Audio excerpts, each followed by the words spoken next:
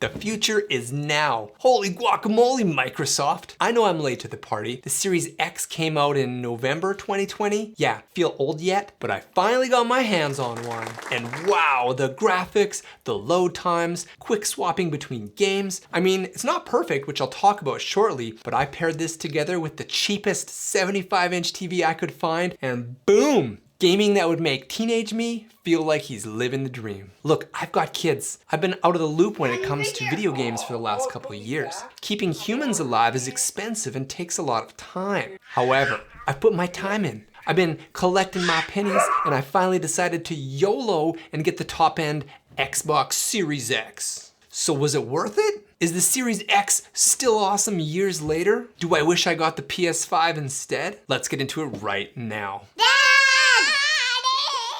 First, let's talk about price. I paid $599 plus tax for this thing. Oof, that is not cheap. I chose to splurge on the Series X over the much cheaper Series S because while the S is sweet, it doesn't support native 4K resolution. And I just picked up a monster 75-inch 4K TV for under $1,000, so I want to push those pixels to the extreme. So I coughed up the extra dough. I mean, 12 teraflops versus 4 teraflops.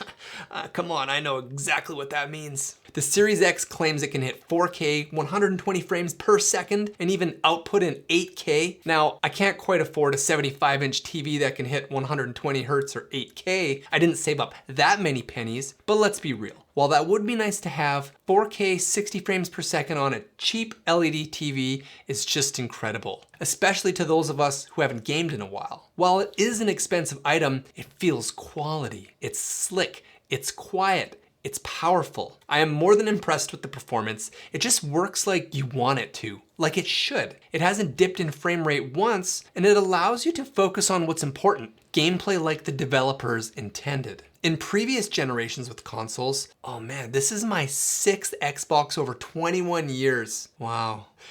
Anyway, with the games, when you put the game in and you're waiting, with this, you're just in the game. It has a little bit of loading to do to get the game started, but once you're in, you're in. And you can quickly swap between games. I play multiple games at once with my kids, and with other consoles, the menus, etc. lag, but with this, you're just bouncing around quickly. It's awesome. The last console I had before this was the PS4 Pro, and honestly, that thing was a beast. Performance-wise, it was great. It still is. To be honest, I love Sony hardware, but the big difference, the giant X factor between Sony and Microsoft, and the real reason I switched back to Xbox is Game Pass. Game Pass is just so chock full of value, it's ridiculous. The service alone separates itself from PlayStation, at least in my opinion. I just bought the Xbox, brought it home, subscribed to Game Pass, and everything I want is instantly available. No fuss, no muss, whatever the heck muss is. PlayStation Plus, or whatever the heck they call it now, it's just not as good. Then, PlayStation wants to make its money through exclusives though, right? God of War, Horizon Zero Dawn, The Last of Us, Demon's Souls, Returnals, those are some sick games, but come on, I don't want to pay $80 per game anymore, because then you're kind of forced to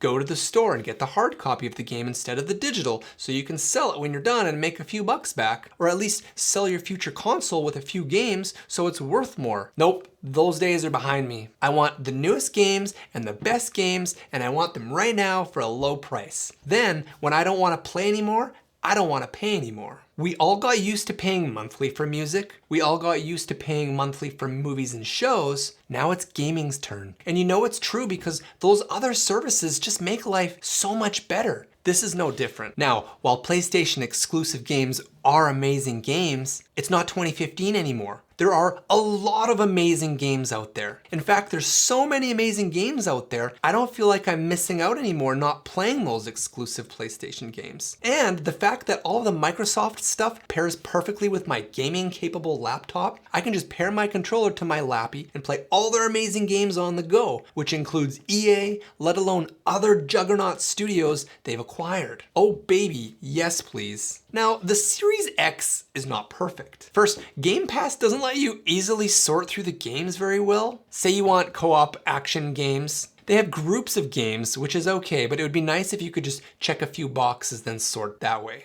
And the menus on the Xbox aren't in HDR like with Sony, so they won't look quite as punchy. Whatever. Also, let's face it, the stock controllers aren't fancy. We just picked up a few extras as they are on sale at the time of this recording, and they are fine. They are good. They come in some funky colors, but they don't have the adaptive triggers, fancy haptics, or other features that come with the PlayStation ones. And the biggest problem with the Series X, which almost feels like a big FU to consumers, is the lack of expandable storage. If you fill up the 1 terabyte hard drive and want to expand that, I don't know if they signed a deal with Seagate or what, but if you want more space, you have to buy the Seagate hard drive, which is like, what, $250 plus tax per 512 gigs? Come on, guys. With Sony, you can plug in any old high-speed Gen 4 SSD, like this 2 terabyte one, for under $200. Oddly enough, in this case, Microsoft is Apple and Sony is Android.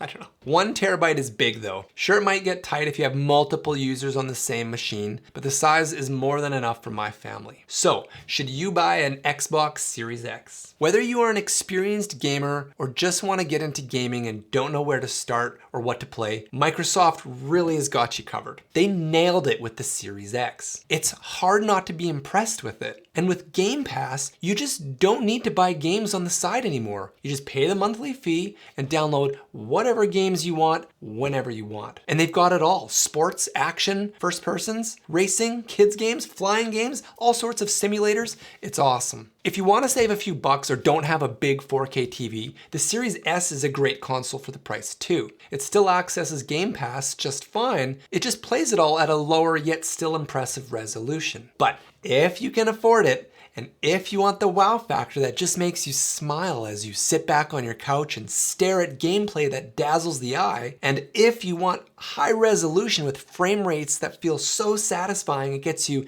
excited about playing whatever game you're playing, then yes, you should absolutely buy the Xbox Series X. Whether it's for your grandparents or your toddler, there is something for everybody. Microsoft has a real winner here. Even if and when they put out a new version of the console, I doubt I would even care because I'm not taking full advantage of this one. It feels like it has plenty more engine under the hood, and I can't wait to see what kind of games they create to push this thing to its max in the near future. If you can afford this pricey beast and have a big 4K TV, once you bring it home, unwrap it and plug it in, all your regrets will disappear once you start playing.